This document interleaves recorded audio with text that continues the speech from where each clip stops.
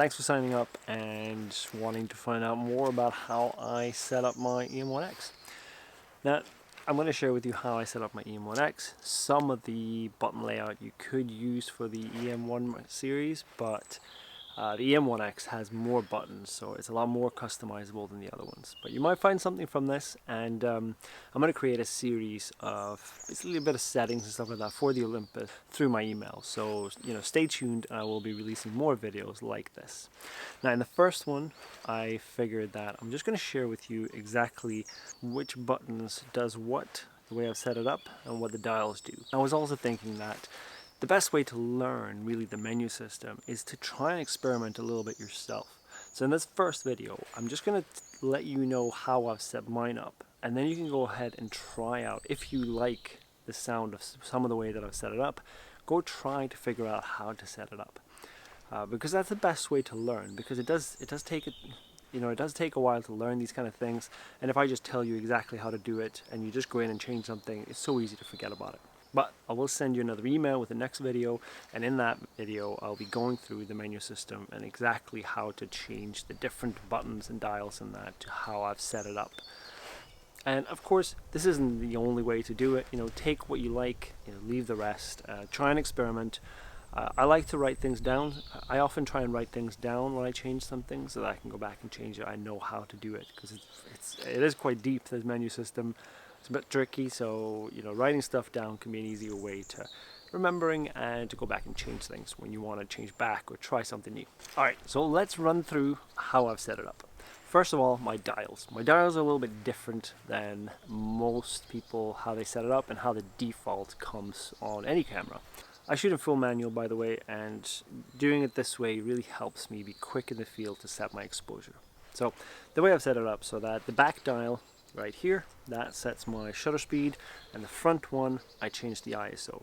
Now usually you have to press a button to change the ISO, but I've changed that around so that I have to press a button to change my f-stop. Because when I'm in the field and I'm setting my exposure, usually I'm setting it with my ISO and shutter speed. When I'm changing my f-stop, it's because I want more depth of field, and I don't mind taking the extra step of a button to change that.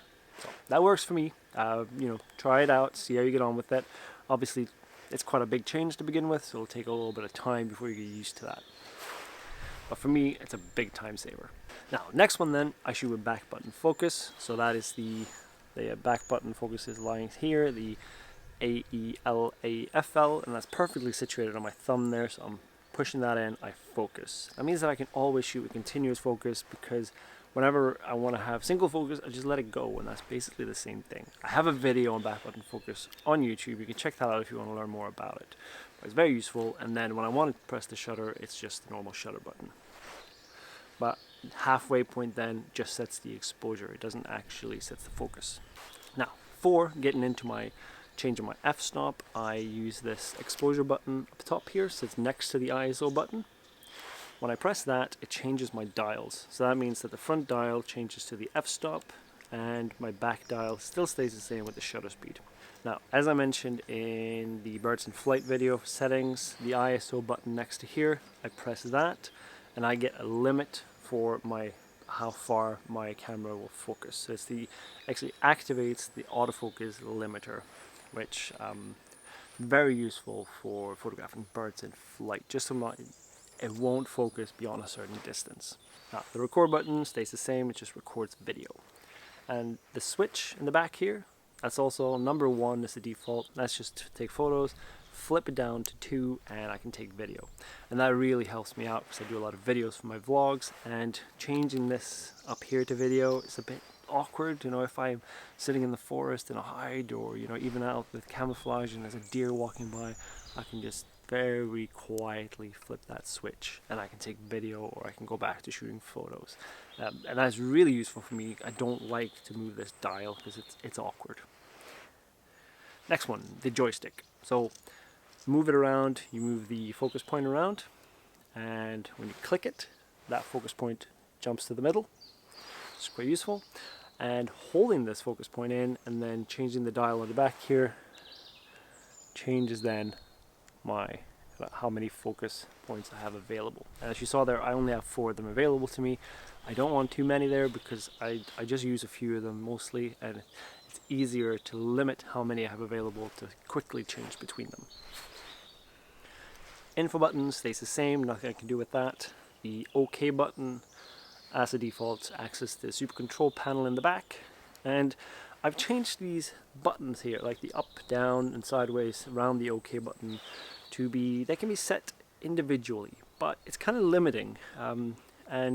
Most 2 of them, I think it is left and up, are just default, whatever that is.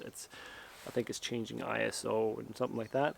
So, and even the 2 other buttons you can change, but you don't have as many as many layouts available as you do for other buttons. So the most useful I found on that is to set down, and I can change the shooting mode. And that really helps because, again, I don't like pushing the shooting mode button here because you have to use your other hand, and that's usually situated here. So if I can just flip my thumb down here, press down, and then change it to what I need, it's a lot quicker and a lot more, less disturbing to do that. So that's really the only button I use of those, is down for the change the shooting mode. The other buttons I don't really use. They don't really do that much for me anyways.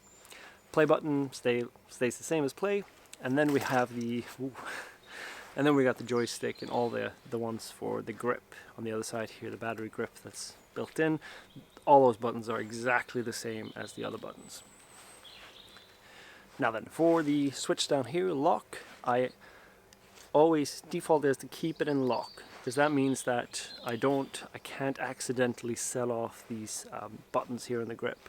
And when I use the sling here and it hangs off my side, it's very easy to just take photos as I walk along or change my shutter speed in that. So that's usually always in lock, and then I flip it down to the middle when I want to use it to take portrait images. You can set the custom lock button at the bottom, but so far I haven't found a need for that. I just set it to lock. White balance button, I use that to quickly access one of my custom settings. So if I press that, that goes straight into Pro Capture mode. I've set it to Pro Capture low because I figure that's the one I want quick access to. If it's Pro Capture high, it's usually more of a setup situation and I can take my time with it. Card buttons, nothing I can do about that one, that stays the same. Same for the trash button and same for the menu button. And all these buttons up here, this one here, I have changed that around, so that's not what it is now. I press that and it goes into high res mode.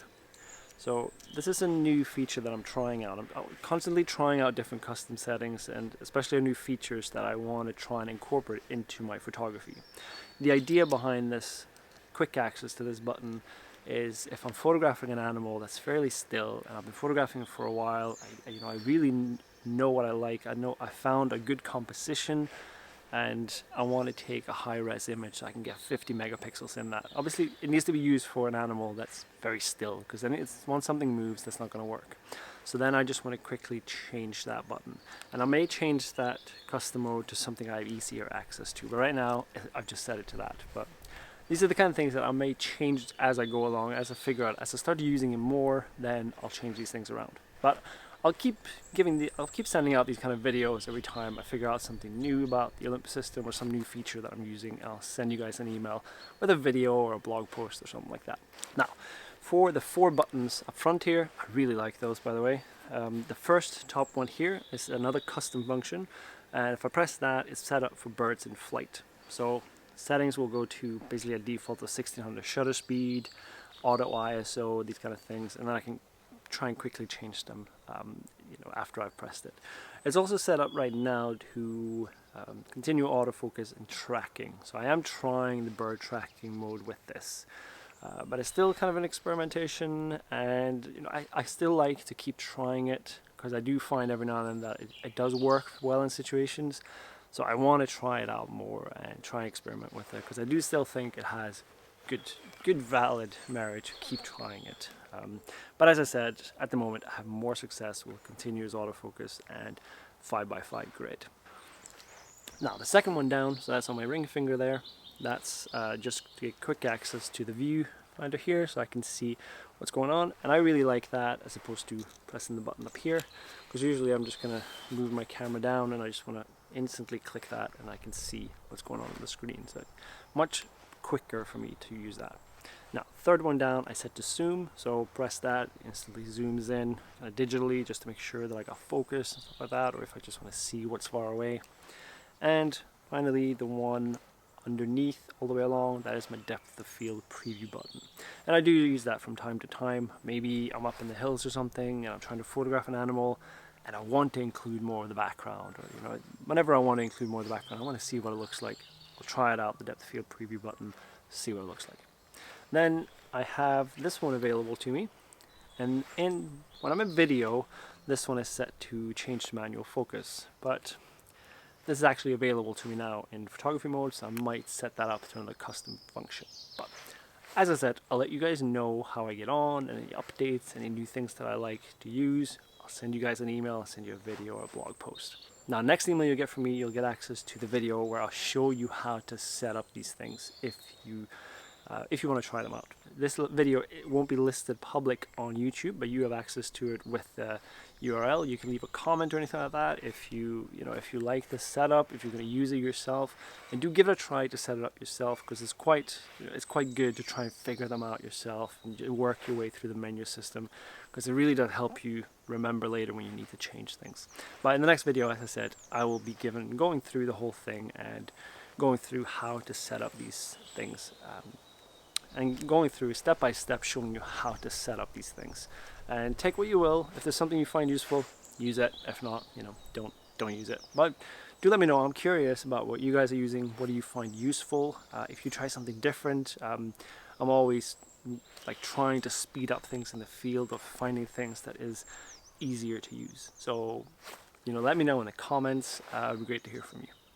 Anyways, I'll send you guys the next email with the next video. So stay tuned for that.